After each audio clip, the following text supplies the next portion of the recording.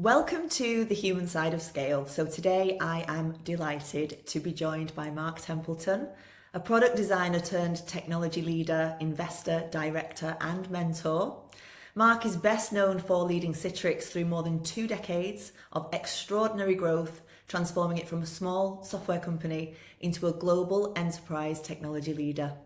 But today's conversation isn't really about revenue, milestones, or corporate history. It's about the person behind the journey, the pressures, the challenges, the mistakes, the people who shaped him, and the beliefs that helped him navigate it all. We'll also explore what those lessons mean today as AI begins to shape the future of work and leadership. So, Mark, welcome. It is such an honour to have you here. Well, I feel very privileged to be here as well, especially in the spirit of paying it forward by talking about learnings, et cetera, and trying to, you give them away to other people. Frankly, I think it's the most important thing you can do after a long career that's not over, uh, where you accumulate a lot of scars that then become wisdom. Absolutely, and I'm all for that, and that's absolutely what this podcast is about. It's about the human being behind the stories and the achievements and the really hard bits, the tough bits. And I know from speaking to numerous leaders and founders and CEOs, like there's a lot of pressure that doesn't always feel like it's okay to talk about, and that can remain hidden. So I appreciate Yeah. you coming on for this. So before we talk Citrix and AI and leadership, if someone met you today, how would you introduce yourself? Well, yeah, that's a great question. I would say that, I primarily focus on the fact that I spent my career in the technology industry. Um, and it wasn't my first career, it was my second career. And my first career was basically all about making wood moldings, believe it or not. And in the process of doing that, I wrote some software to allow us to make them more efficiently. And I got smitten by software, by writing that software. I'm not a trained software engineer, but I taught myself what I needed to know to create the software we use to be more efficient. So that's kind of how things started, and that was emblematic of kind of who I am. Mhm. Um, very much curious, very much anything's possible, very much think about something differently and go for it, something, especially something you believe in, and keep the, childlike, anything's possible sort of mind. Mm. And that's continues to this moment. And then I'd say um, also that along the way, I've learned that there are a lot of things you accomplish, but there's nothing more in business that you accomplish than to develop great leaders that go on to new and bigger heights. Mhm. And also, you build great followers who know how to be great teammates and functional teammates. And I think that's probably maybe the thing I'm most proud of. Well, what's interesting about your story and kind of what I already know is, you talk a lot about this servant heart, and you care, and that's Mhm. everybody that's I've ever spoken to, because obviously I knew about you from really early on in my career when I started out selling what was Intrigue at the time and then became Citrix. And even in recent years, talking to people, when your name is mentioned, there is very a lot of respect, and a lot Mm. of people will talk about you as this servant heart. So where did that come from? So if we go back to you as a young boy or a man, or where do you think you kind of learnt that? Was it parents, grandparents, experiences? Can you point any point to anything in particular? Definitely. I would say uh, the majority of it came from my dad. Mm, Right? So my dad started his career as an electrician, ranging from climbing poles and, you know, when before they had trucks that lifted people up, he had literally had to climb them. mm, And then he moved into more commercial kind of electrician work. And then he moved on to be in the manufacturing business. mhm, And during those times, I um, uh, worked with him as an apprentice. And as an apprentice, your job is to learn from the journeyman, mm. my dad. And observing my dad, I learned a lot about work ethic. I learned a lot about how you respect the people that you work for and work with. And then I'd say, in just in all of the role modeling that he did, I saw a man who really cared about the quality of his work.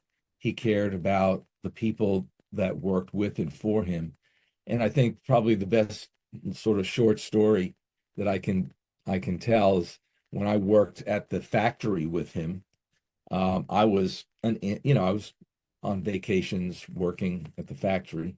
He would, in the morning, get everyone together. He would assign things, projects and duties, et cetera, to everyone on the team. It wasn't a very big team. It was a small business. And then he would tell everyone what he was assigning to himself. Wow. So, he was a player coach.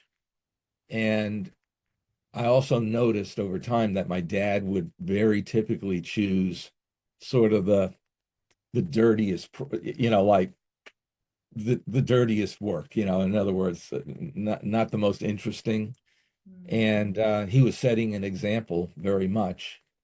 And so I think I learned, being a servant and mm, being there for people, whether those people are, employees or shareholders or partners or customers. I think I learned that firsthand from him by osmosis and example. yeah, so did you kind of like get a feeling off being around your dad and around other people of how he was making other people feel and their view of him? Absolutely. My dad was tremendously respected and loved. Mm, Um, and there are times when I witnessed him giving a little tough love to people and realized that tough love was coming from the right place and it was coming from here, right? Because yeah. he cared. Because the easiest thing he could have done was to let that person go, not give them the tough love, the corrective feedback to make them better. He could have let them go and gotten someone else and tried over with a new employee. So very much a role model when it came to really how you work with people, how you respect people. Mhm, And frankly, at Citrix, we had uh, uh, respect. We had values, clear values. One of them is or was in my time respect, and the way we defined it was that we accept hierarchy as a necessary evil for managing complexity, but it in no way is a proxy for how we respect people. So just because you have a big title or a medium title or a small title does not define the respect that you are owed and due um, um, when you're on a team and how we actually work together on a day-to-day basis. So mm. that, and again, that came from my dad and observing him.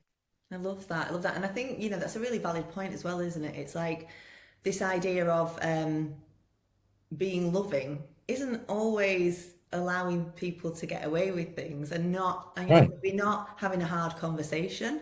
And right. I think many of us in life bury our heads in the sand and maybe think, I'll just leave that one there. But actually, we're not doing any of us a favor by not having a truthful and honest conversation. It's like just be honest and That's allow right. that person to respond in some way, you know? Yeah, I think I mean, again, just kind of now you've got me, my time machine going back. So, Dad would always, if you had honorable intent Mm, and a mistake was made and could have been costly, you made some parts um, wrong, but your intent was honorable, he would correct and explain it and and in a way where you wouldn't make that mistake again. And I think that's another thing that I think a servant leader is about, looking separating honorable intent from intent that is, mm, for the wrong reasons. Let's just say it that way. yeah, And then having the love and the care to coach and correct and develop people. mm, And I think the, the healthiest organizations have that kind of respect for the individual. They do work in a way that is much more organic than what a hierarchical structure would dictate. mm, And that creates the right kind of neural network within an organization to really get things done, to keep people informed in cross-functional ways. There are a lot of, sort of technical benefits to that. And then the other thing that I observed, in spite of kind of all of that tough love and et cetera, and showing how he cared, he was loved. My dad was loved, and they would go the extra mile for him, and he knew it. Um, and I'd say one of the things that my dad didn't do that I tend to do is I tend to show my gratitude and talk about it and express it, et cetera. yeah, I think this is somewhat generational. absolutely, I'm yeah. a boomer, and my dad's part of the greatest generation, and Mm, they were a little bit, and he especially much more reserved in that case and in that sort of sense.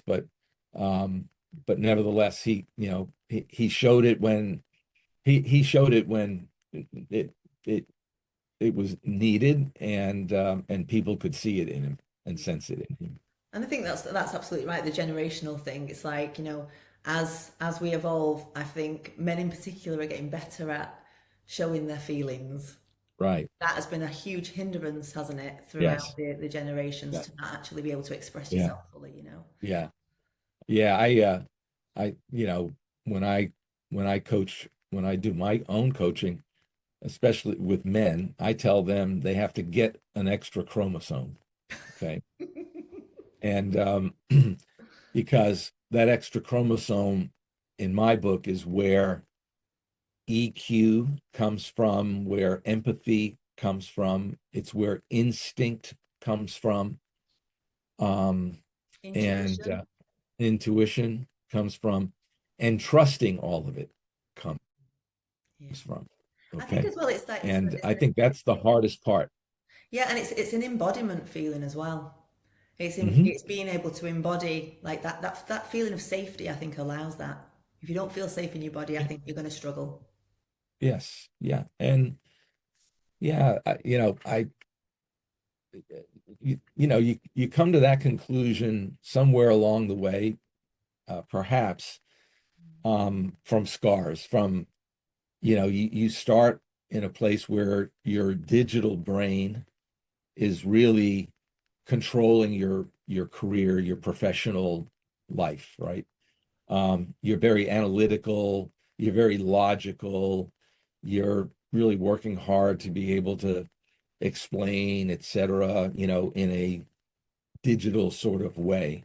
Mm, And you do have this analog brain it's here, but it's like a little person sitting on your shoulder talking to you about your instinct, your intuition, kind of that analog sort of analysis.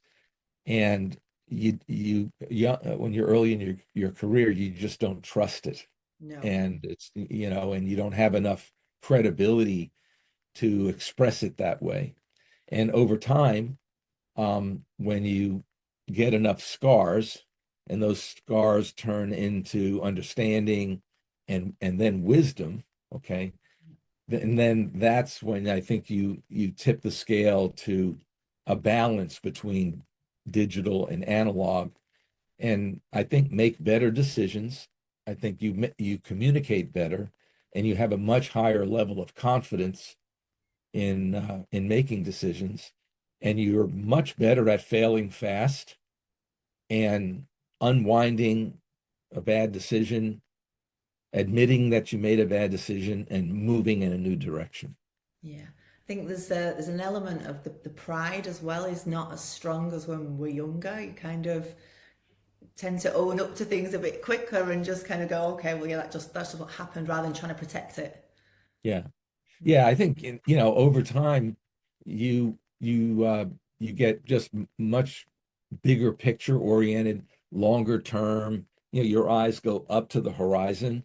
Early in your career, you're very transactional. I've got this task or the tasks that define this role, and I want to just really do them well. And again, I think as you move along in your career, your eyes raise up and you look more at a bigger picture and realize that you're going to make some mistakes. As I said earlier, if your intent is honorable, you can sleep with your mistakes at night, and you can also own up to them, hold yourself accountable to them, and then admit it and move on. And I think that was all part of, I think, great leadership, and that creates and teaches great followership. For sure, for sure. So take me to when you joined Citrix in 1995. So obviously Mhm. it was a relatively small software company. How many Mhm. people were there when you joined, and what was it about them that made you think, I'll have a go at this one? Well, there were 51 employees when I joined the company in June of 1995, and I was employee 52. I joined the company as VP of marketing, and my family, we were living in Los Gatos, California, and I was doing some really interesting work out there at the time. And uh, I was introduced to our CEO, our first CEO, Roger W. Roberts, and he's just a really special, and still is a really special human, very special business leader, very special mentor. And so I was really attracted to him first, right? Secondly, what the company was working on, remote access at the time, I believed was really important to the future of work and computing. And then the third reason I joined was the culture that the company had. So when I went around and interviewed, I had learned by this time in my career that culture trumps everything. I mean, someone can offer you a lot of money, a big title, all these things, but if the culture is wrong, none of that matters. So everyone that I interviewed with, when I asked them about the culture of the company, they all said exactly the same words. We like to work hard, play hard, get results, and we like to have fun doing all of those things. And so I fell in love with all three of those ideas, the leader, the mission, and how they were doing it in a culture that really sounded like it was my kind of culture. So, so thankfully I have a CEO, my bride of 46 years, Ron. um, who's always been, yes, Yvonne, who's always, lifted me up, been supportive, and once again she said, okay, we'll pull up stakes and we'll move from California to Florida. Wow. And with children and all of those things, it's complicated, especially for mom, who really is the CEO of the household. That's making sure we're raising our children well. We have a beautiful home, to come home to, yes, a sanctuary, so to speak. And so couldn't have done any of the things that I've accomplished without her, and being a team. And so I when in fact, the funny story is when we went out to take a look at the company, Roger wanted us to come out together, and he made me promise that when we were out for the long weekend of interviews and various things, that before we left, that I would make a decision. And I agreed to that because I had no problem in saying no. So on the last day, he had a yellow legal pad and he listed out all of the terms of employment, and we went back and forth on a couple of things. And then at the bottom of the yellow legal pad, he put an X and a line, an X and a line, and then a third X and a line. And I said, what's that third one for? He said, that's for Yvonne.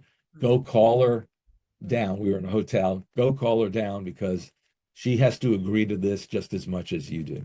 And so she looked it over. He explained things.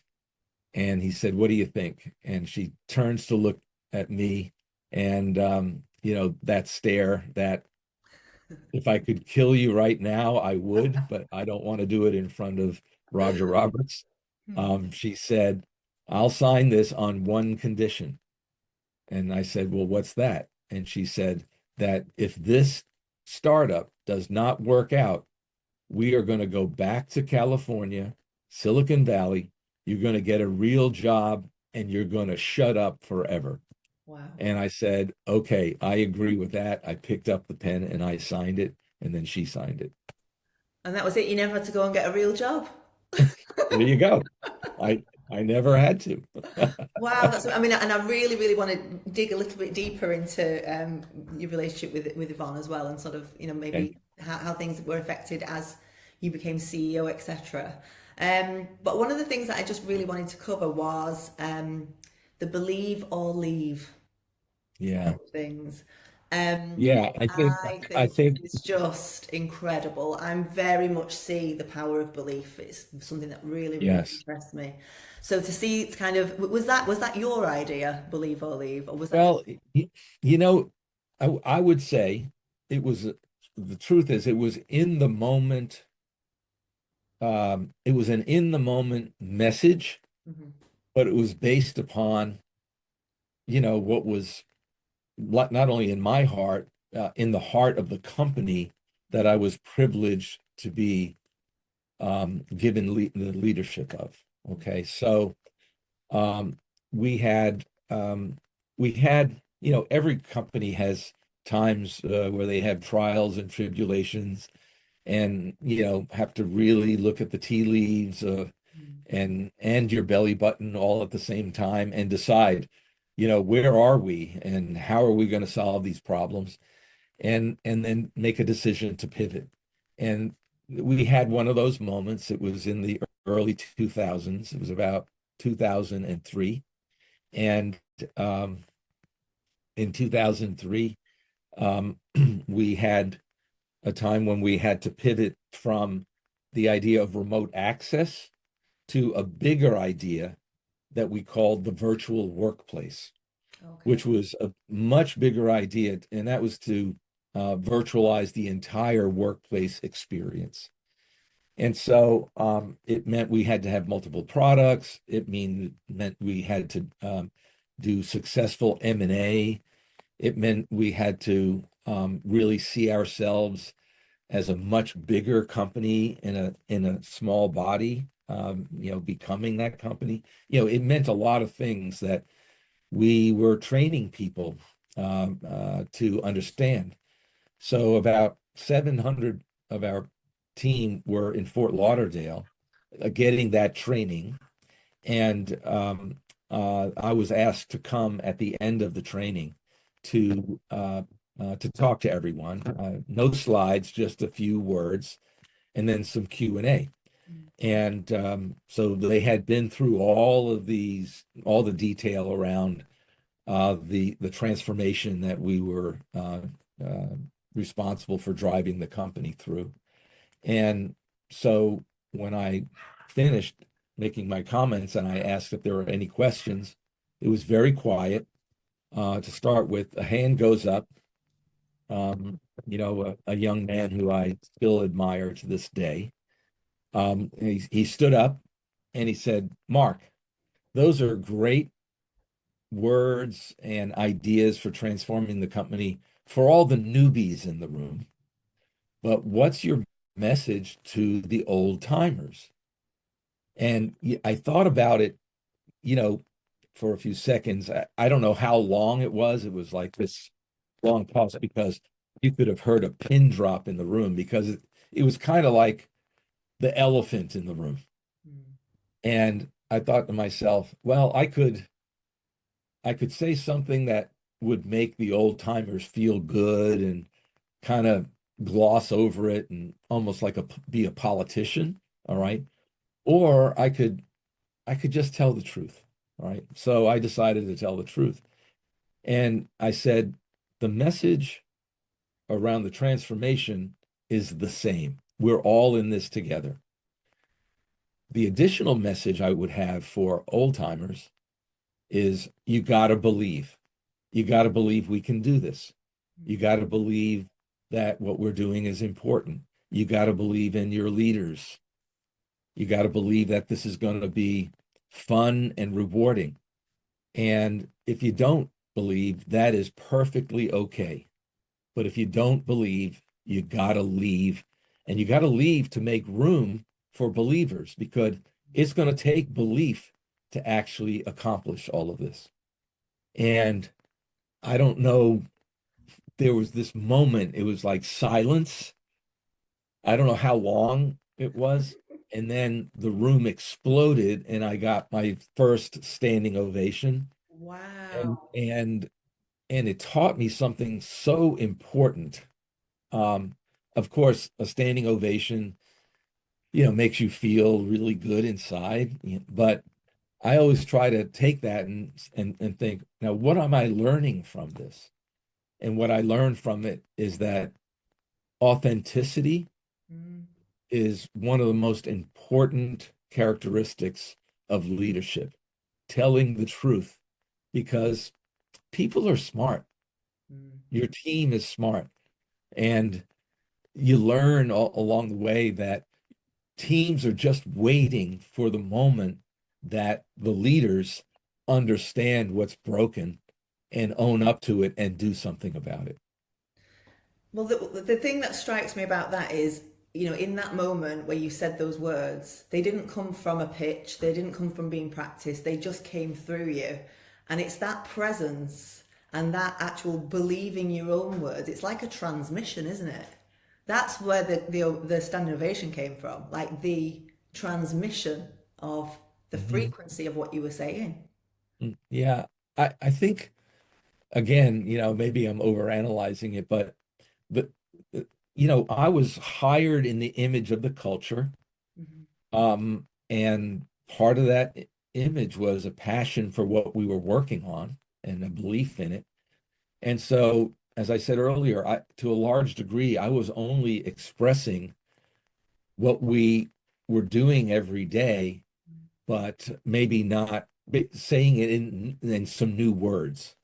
perhaps. Yeah. And which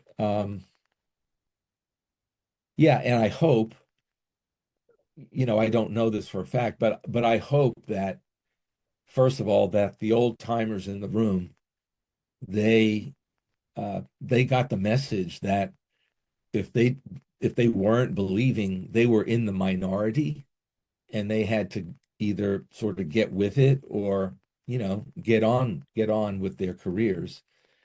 And so it put a lot of peer pressure on people.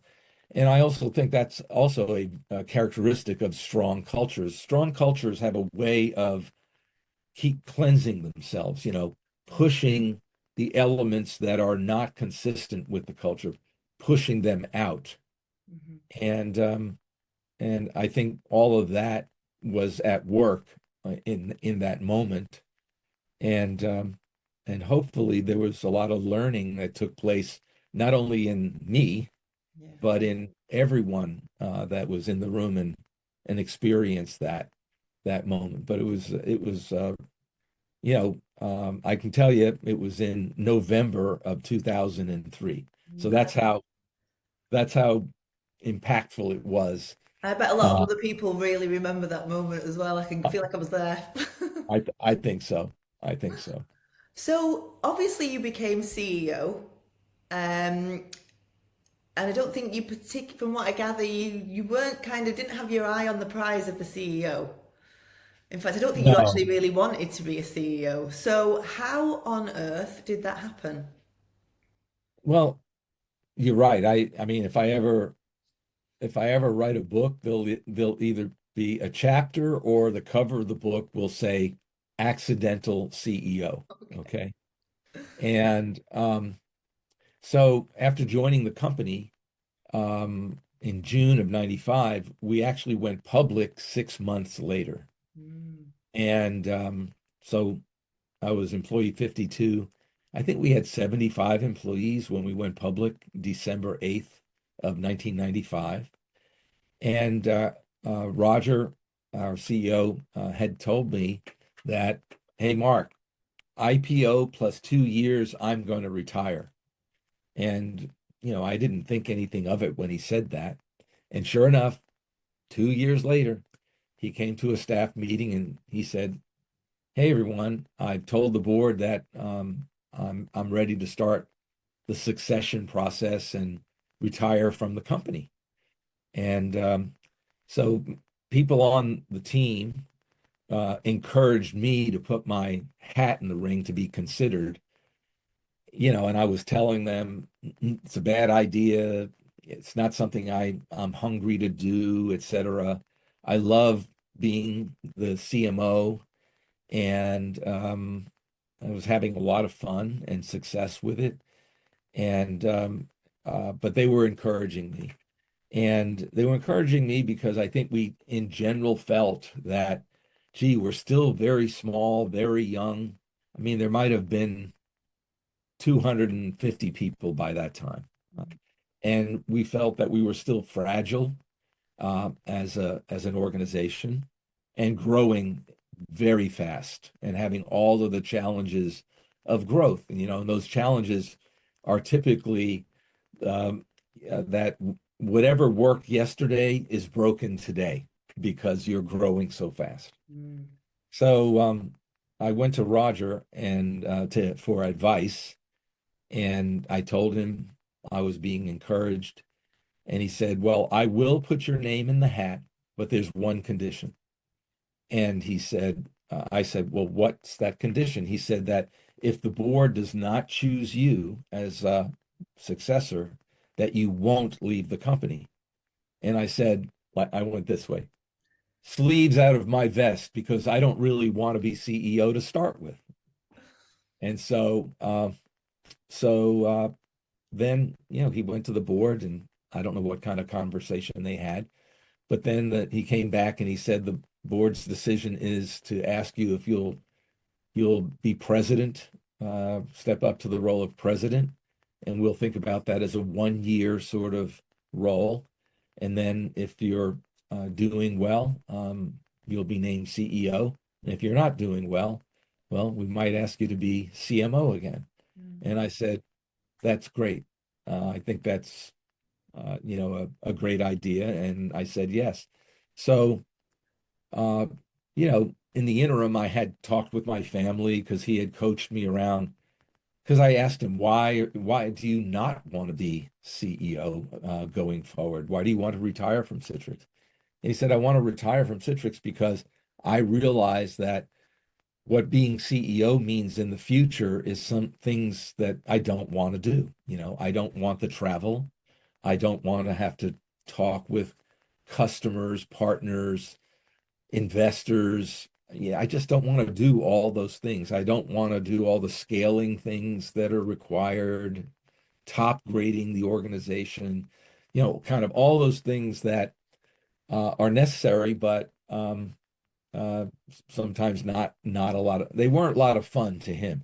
And I saw them as being learning opportunities, challenges, and so forth, and things I would have to learn to do. And I was curious about all of them, and so I stepped up to it. So that's how it happened. Wow. So when you stepped in as CEO, how many people were in the organization at this point? So January of 1999, the prior year we had done 250 million in revenue. It was 100% growth that year, up from 125 million. The year I was president. Okay, and and I think we probably had,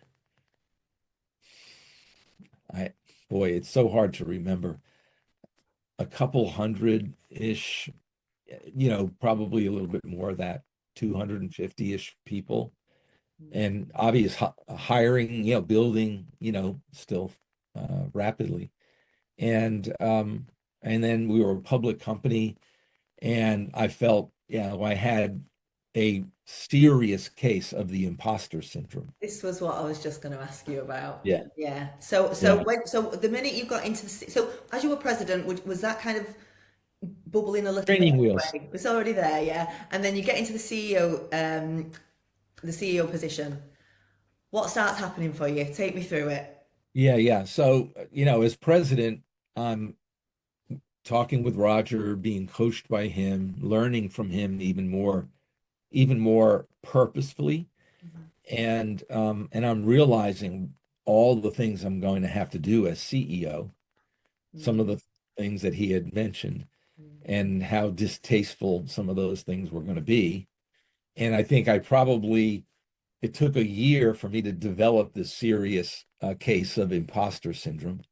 And so on January 1st of 99, you know, I I had a serious case of it.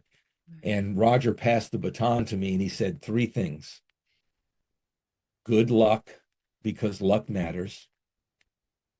Um, don't mess this up because we have a really good thing going. And the third thing that he said was the hardest thing to learn, understand, and learn from. And that is, he said, make it your own. mm, And what he was saying is, when you're faced with the future, don't think about me. Don't think, how would Roger do it? You have to do it your way. And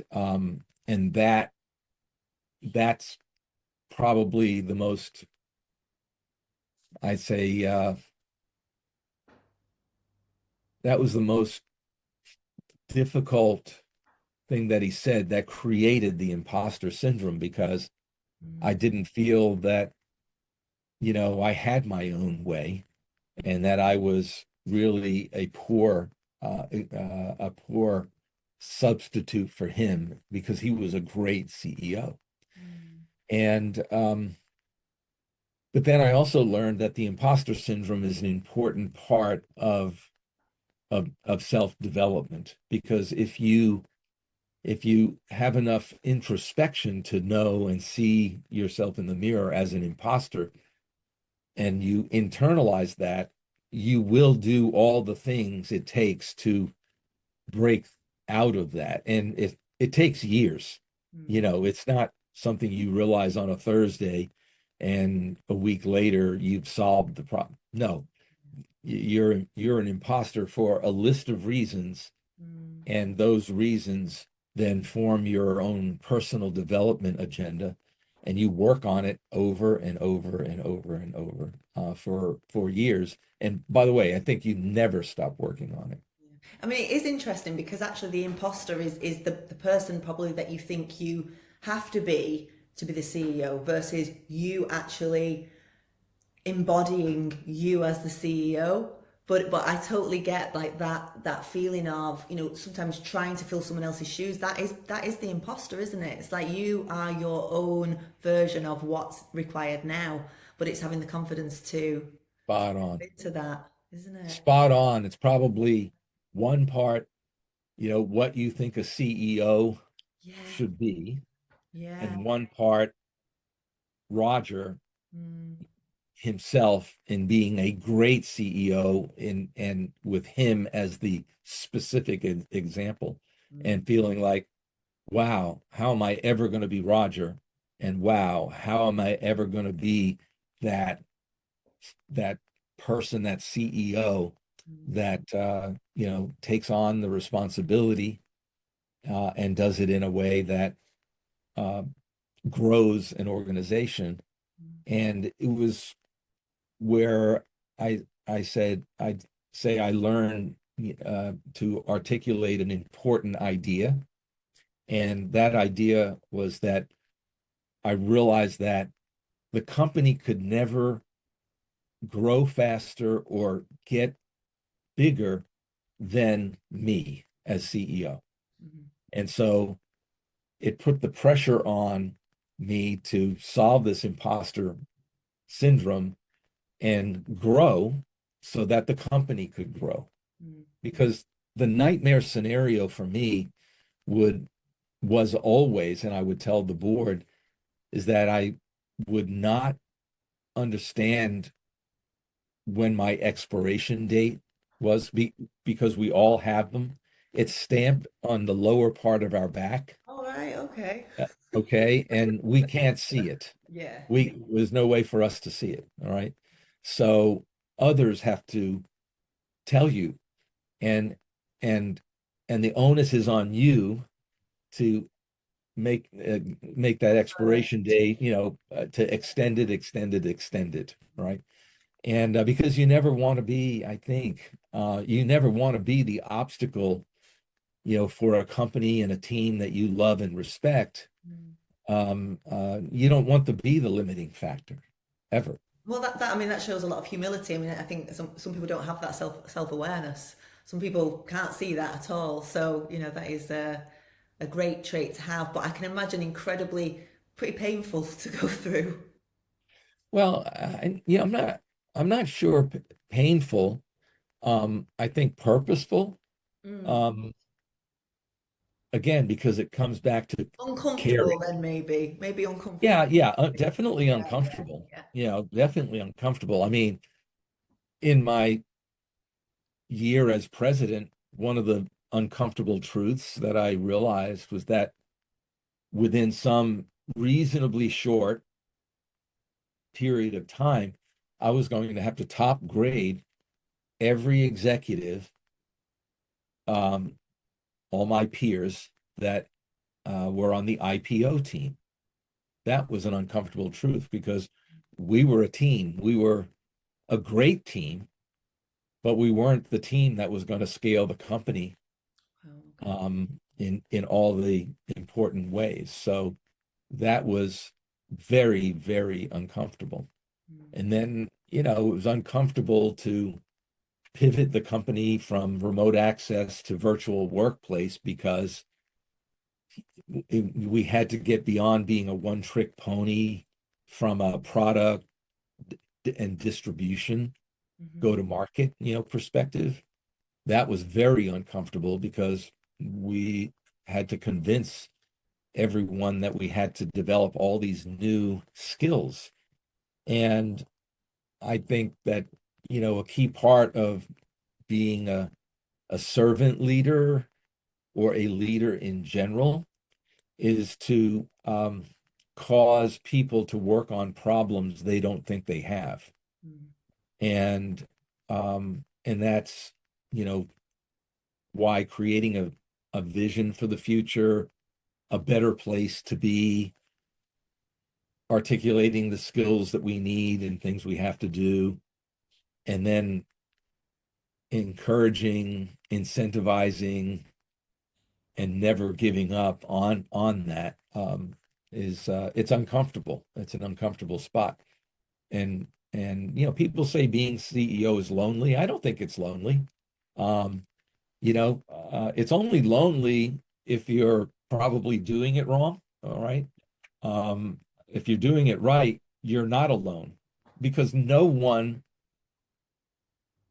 creates incredible companies like Citrix, etc., Mhm. alone. Mm. It's only those who are,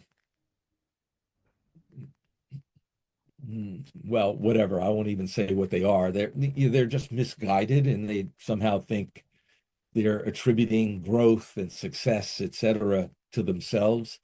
And I always attributed our growth and our success to us as a team. And Roger had an expression: there there are no rock stars. There are only rock bands, and we were the greatest rock band. And my job was to be a singer in a great rock and roll band. I love that. I love that. There was a really good story that I really enjoyed actually, which was I think when you realise kind of, and a lot of CEOs or founders have this where they're not quite sure how much to share with the board or the investors, etc. And something had happened where you were kind of almost blindsided. Really, was it CNN as the Yes, Nasdaq? Could you just share? yes, Can you share that story? yeah, yeah. A very important lesson, and one of those painful ones. Mm, So, 6 quarters into being CEO, so it was the June quarter of 2000. mhm, Um, we missed our Wall Street guidance by 15%. We had to pre-announce before the quarter was even closed because it was clear we were going to miss by a mile. mm, And the mistake that I had made was I had not kept the board informed. And um, and I was again, I think, under the umbrella of imposter syndrome. mhm, I had this idea that CEOs are responsible for everything and need to have all answers and need to solve all problems. And to take those problems to your best and most trusted advisors, your board of directors, was a sign of weakness. mm, And so I had not explained this, and we were having trouble for months and months. And I knew it. We were working on it, but it wasn't working. mhm. And so we missed the quarter by 15%. Um, we had to pre-announce with a press release, and the uh, the trucks from CNN, the remote broadcast trucks, pulled up into our parking lot because we were the news of the day. And so Stuart Varney, who was the host of a CNN program called Moneyline, um, uh, interviewed me, and I was in this little room, and the camera was there. The truck with the satellite dish was in the parking lot. I hadn't slept for days. I was white as a ghost. I was not in a good place, as you might imagine. Mm. And I'm listening in the earpiece to the introduction, and Stuart Varney, who was a really, really fantastic journalist, trustworthy journalist. I learned that about him. He comes on the earpiece leading off the program, and he says, "The Nasdaq market down 103 points today, leading the way down. Citrix Systems. We have the CEO coming up next." So they cut Oh, over to some kind of a commercial or whatever. And I hear in the earpiece, okay, Mr. Templeton, you're up next.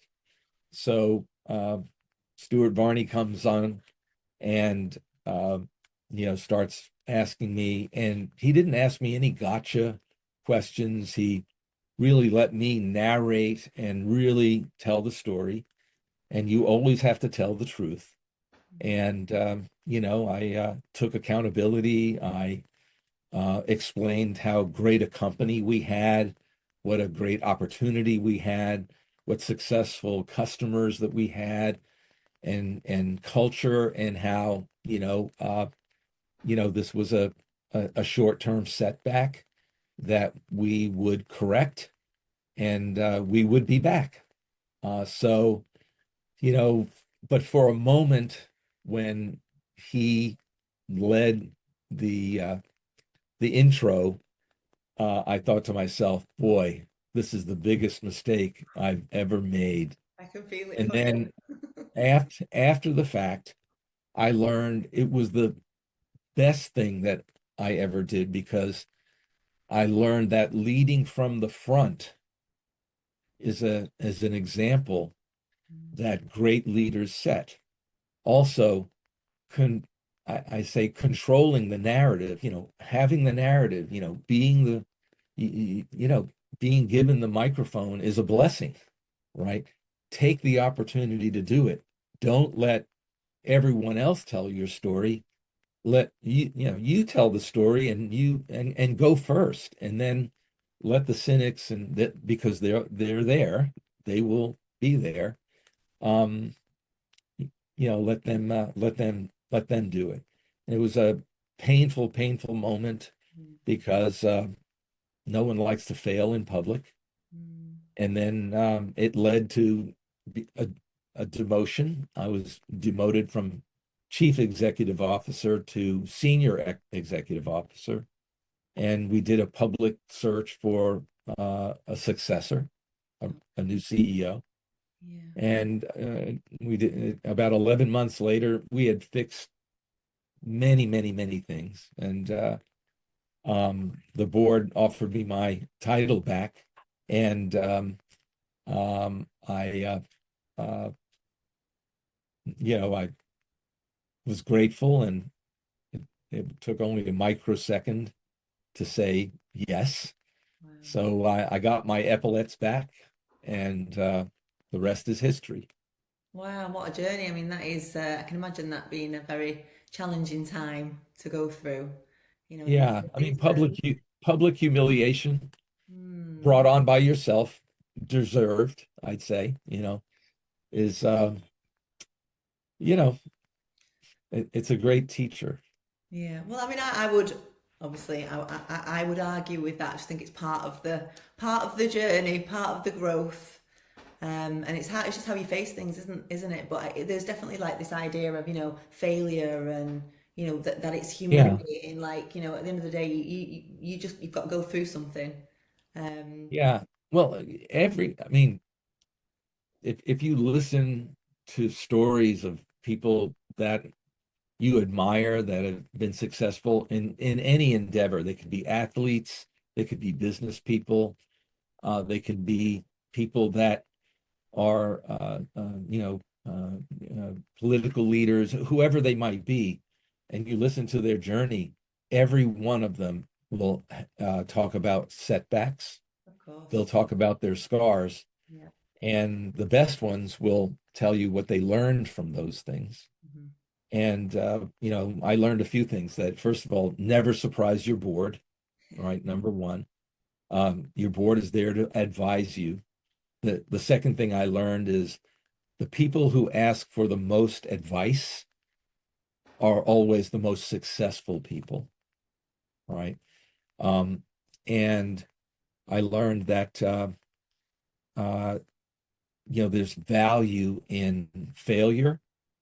It's just that if failure is a -1, that what you have to learn from that failure needs to equal +2, because it can't you can't just use a failure to get back to neutral. You have to use that failure to actually, advance and go to a plus one. And so the difference between a minus one and a plus one is two. So it's a plus two is what you have to get from every single failure you have in your career and setback. And Mm. they're moments to teach you and to look in the mirror. Yeah, and it's grace. You do things with grace, or some people fail and they don't get back on the horse, and then other people go, right, okay, I will not be beaten, and yeah, Yes. teach Well, lessons with that. I love to tell young people the most powerful tool they have in their toolbox is a mirror, Mm, right? And and that mirror is about introspection and looking at yourself deeply and brutally honestly, where you can then work on the things you need to work on. yeah. And if you don't use the mirror, um, you may still be a learner and successful. It's just it'll be slower. It'll be a slower process. Mm, beautiful. So I just wanted to come on to the CEO. Which is just the best name for Yvonne. I love that. So obviously, behind every successful leader, there's someone who's often carrying an enormous amount behind the scenes. So, what would you say, like between your relationship and Yvonne, kind of were there many sacrifices? Were there times when she kind of felt maybe that you weren't doing the right thing, or did she always keep pushing you forward? Wow. So, so first of all, we just talked about the mirror being that tool, right? Well, um, she's been the best mirror in the world, right? Because the people who love you the most will tell you the most truths. Mm, And whether they're professional side or personal side, they'll hold that mirror and they'll ask you to look in it and they'll tell you what they see in it and which helps you see yourself even more truthfully. So I'd say that that's an important part of her role over the many years, even to this day, I'd say. Um, and then um, the the thing that again I learned along the way, and my expression is there when it comes to driving, there can only be one set of hands on the wheel. You can have a navigator, you can have passengers, etc., but they can't have their hands on the wheel. And at Citrix, I my hands were on the wheel. At home, her hands were are on the wheel. And so at home, I'm a passenger. And that's how she got the title of CEO. And and that means, at home, I'm a mere VP, if even that. And she takes the lead on everything, really, when it comes to our home and building a home and having a wonderful home experience, children, discipline, principles, all of those things. And all of those things, by the way, that you learn at home, you can apply um, in your professional life. So that's an important, so she's been a mentor. mm, Um, and I think, and one of my best critics. So um, I always believed in separation of personal and professional in terms of not bringing her into the business in any operationally day-to-day way. But any time there was a public sort of event, whether it was, the many keynotes that, we had to do with customers or partners or, sales kickoffs, President's Club events. We had many, many over the 16 years I served as CEO. She was there she was there for all the preparation work. And I always want, and still to this day, when I do a keynote, I want her on the front row because afterwards she tells me, well, first of all, she gives me confidence, all Mm. right, because she is my number one fan. So Mm. it gives me confidence, all right. But also afterwards, she said, well, this is what you did wrong, or, when you did this, you could have done X, Y, and Z better. All right. So, you just need everyone needs that person. And she has served that in that role in an amazing way. And I think, again, it's one of those things, it's almost an immutable law, Natalie, that everyone has a CEO. It's whether or not they step up and admit it. And so, the tech industry, even to this day, even great companies will have a mix of 25%. A great one will be 25% women and 75% men. That's a great one, by the way. All right.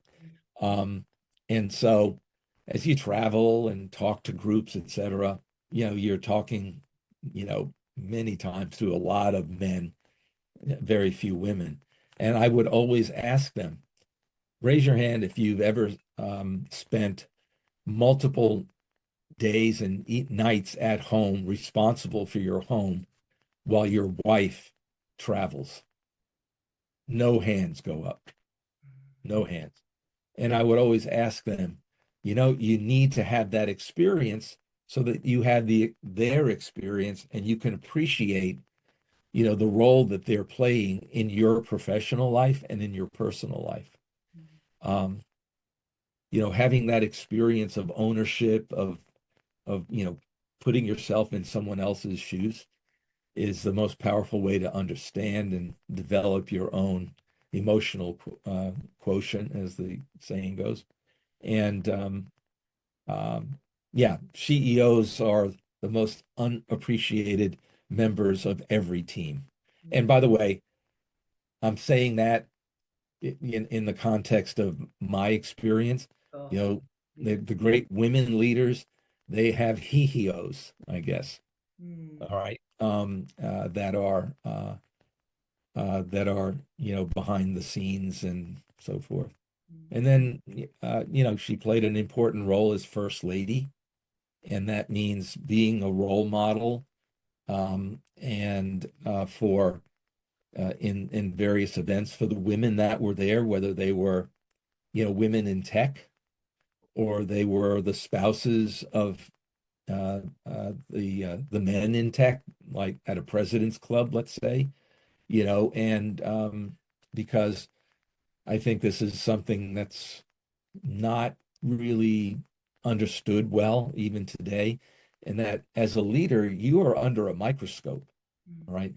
And and people are watching every move you make. And so, you're you're always on. And by the way, that's not a burden when you love what you do. It's not that it's a burden, all right? It's just being aware that you're always being watched as a role model because people look up to the title and you're the person occupying the title. Mm. And so and she as first lady was as much under the microscope as I was as CEO. And and I think, fantastic first lady and took it seriously and enjoyed every minute of it and was looked up to, I think, um, by everyone. And we're celebrating 46 years in August Oh, lovely. of an incredible journey together. So there you go. Well, that's it. It's really beautiful to hear such a shared experience, like the support, but also, you being in you being in that position and really respecting your wife to be able to give you some honesty, be your cheerleader, but also say, actually, Like that I think that's I don't think that's typical. It doesn't I don't think it's typical. And I think it's obviously testament to your success, to have that support and that, nurturing and also knowing that you've got somebody who's got your back and also can also give you a little bit of a break when you come home. Like it's Yeah, yeah. yeah, What a team. absolutely. What a team. Yeah, and Celebrating that. as my children got older, um, they became part of that same team because Yeah. they would give me feedback. I think sometimes, the best feedback I got from them was when I was stuck and they helped me get unstuck. All right. Um, I'm thinking about this message or this group of people, and I'm trying to figure out like what's my message, and we they would help me think it through because they were coming from a different place. And they were, obviously generationally very different. And oftentimes they were getting closer and closer every year to being the generation that we were building products for, and closer to being the generation that we were building a company for, to give people a great experience, working for the company. So they played an important role in those years as well as they, you know, uh, became more mature and experienced themselves. Lovely, lovely. So, what's happening for you now then? Obviously, I think you are mentoring quite a few people. Mhm. Excuse me. I know when we had quite a good chat about AI and where all that's going. I know one of the things that I really enjoyed was when we were talking about how I can't remember how you phrased it, but we were talking about how the AI that's available now enables you to just do stuff straight away. I think I was telling you about how I've been using it to write songs and create songs. And Yes. obviously, if you have a business idea, like you've got a website in 4.5 seconds and things like that, that you would just keep putting it off, you wouldn't do it. So like that creative streak is really coming through with the AI stuff. What was it? What Yeah. was the term you called it? I can't remember. Um, wow, I don't know. I'm not No, exactly sure, don't but worry, don't worry. I remember when we talked about it, and you went first actually, and I thought I love this. I absolutely love this because you're curious enough to use it to experiment with it, etc., and you're getting a personal experience with it. Mm, You're not just reading books and blogs and whatever you read to learn it. You're learning by doing. And yes. I'm like 1,000x believer in that. Mm, And yeah, doing is the best teacher. Thinking is good, but you have to match it with doing to mm, be complete. So AI, well, first of all, AI is touching every person on the planet, every aspect of our lives, whether we realize it or not, and whether we see the direct connection or not. It just happens to be doing it. mm, And it'll become more and more and more clear as time goes on, number one. And number two is, those who are afraid of it, I just work hard to try to dispel their fear and encourage them to try it. And, people have this, it's called confirmation bias. mhm. They're afraid of it. And so they read something or they hear someone See it. say, oh, it did this bad, it Mm, did this poorly. I read a blog and it was clearly written by AI. That's an example of people that are learning how to use it and not haven't quite learned how to use it well yet. Because there is a learning curve to it, but it doesn't mean it's bad. All right. It means that, you need to get that personal experience so that when you have an opinion, you can say, I have an opinion because I tried it and this was my experience with it. mm, Um, I also find that, a lot of people are, and P.S., it's so important especially older generations, which are least likely to jump in, right? Because it's really probably not because it's going to change your own life in some material way, but it's definitely going to change the life of your children and your grandchildren and your great grandchildren. And you should care about that. And the only way to show you care about it is to get in and learn about it and experience it, and not to stand on the sidelines and throw rotten tomatoes at it. Right. So, so, for me, you know, technology and being in the industry, et cetera, it it's been a hobby.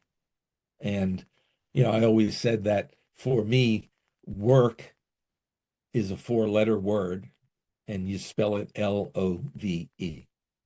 And that's the same experience I'm having today with the work that I do, not because I'm no longer an operator, but I'm an advisor, a consultant, a mentor. I sit on boards of directors, I help entrepreneurs, and then, I fulfill a promise that I make to every Citrite that I had the pleasure to lead and had the pleasure to benefit from their contribution and work. And I tell them that they have a lifetime subscription to me Yeah. because it's been prepaid. Mm, It's been prepaid. I love that. And so it's a way I stay connected with, Citrites and the incredible culture that we had and the things that we believed in, Mm, ranging from values all the way to kind of virtual workplace and so forth. And again, it's a way of paying it forward. But today I'm begging them to get AI, more and more AI experience under their belt, and so that they can pay it forward and they can benefit from it now and continue to be responsible for personal development, and you have to do it in a purposeful way. So that's kind of the bigger picture around AI, and because technology has been such a long held hobby for me, I have you know embraced AI in a very, very deep way. I started like everyone with chat, and moved through sort of GPTs and skills and things like that, to then vibe coding with tools like Lovable to mm, create applications well, some of them are just fun and some of them have purpose to help me in my work, in mentoring and coaching. And now I'm sitting here amongst my home lab where I have four NVIDIA DGX Spark supercomputers. I have an AMD Halo, which is their answer to the Spark. I mm, have Nutanix servers. I have Arista networks, and blah blah blah blah blah, because I like to experience it with my own hands. mm, And so I have my own little data center here where I'm running open weight, open source LLMs, and really trying to understand all of it, and what our customers and what people are facing, both opportunity and where are the obstacles to adoption, et cetera. So I'm very deeply into it and having more fun than ever and getting less sleep than ever. Well, I think what really strikes me about speaking to you is how your experiences are coming from the way you see the world. Like you are, the fact that you can explain work as LOVE, that's just come through in everything that you've said on this interview. So it's an absolute honor, and how inspirational, and yeah, you've really touched something in my heart today. So I just want to Um, say thank you for the conversation. well, Um, thank you. Yeah, and I did say that I really love your background, and I did ask about the painting behind you, which you said Yes. is Dr. Seuss. I Yes, don't know if yes, it is. you I know it's personal. I don't know if you'd want to share that, and if you don't, that's absolutely fine. Yeah, no, I'm happy to share it. So first of all, I bought it's a lithograph. Sorry, Um, what is a uh, lithograph? I don't know what a lithograph well, is. oh yeah, okay. Oh, all right. So a lithograph, if anyone who knows what silk screening is, Okay. so a silk screen is you make it's typically used for like posters. Hmm. So it's a piece of silk that's in a frame, and then you put a masking on it so that when you put it down on a piece of paper and you squeegee ink on it, the ink goes through the unmasked areas and you get an image. You can get text, you can get graphics, whatever. All right. So uh, a lithograph is basically layers and layers and layers of silk screens. Mm. This has 32 layers to faithfully recreate the painting that Dr. Seuss did, Wow. because there are all kinds of textures that he created, etc. You can't quite see them, but that's what a lithograph is. It's Mhm. many, and a 32 layer lithograph is very, very unusual. So that's what a lithograph is. Right. And I fell in love with it in 2013 when I was in La Jolla, which is where he made his home, and is where his studio is, and where there's I'd say, where there's a studio that sells a gallery that sells his work. Mm. And I fell in love with it, and the name of it is Prayer for a Child.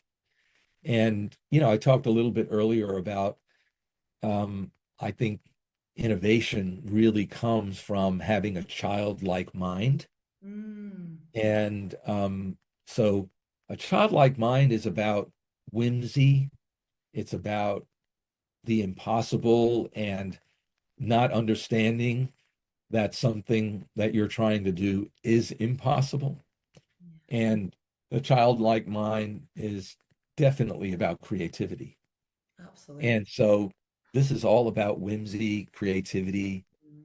and looking out into the universe and having vision and ambitious goals. So that's the first thing that it means. Mm. And the second thing is, we had a tragedy in our family where we lost our youngest son at 27, Okay. and this represents him. Ah. He was the most whimsical, Mm. creative, work on the impossible um, Mm. person that I've ever known. And, I talked a little bit earlier about getting advice from my children when I was stuck. Well, he was the number one Mm. advisor when it came to that, because he uh, he had this gift of creativity, connectivity, etc. That is very much captured by this Dr. Seuss piece.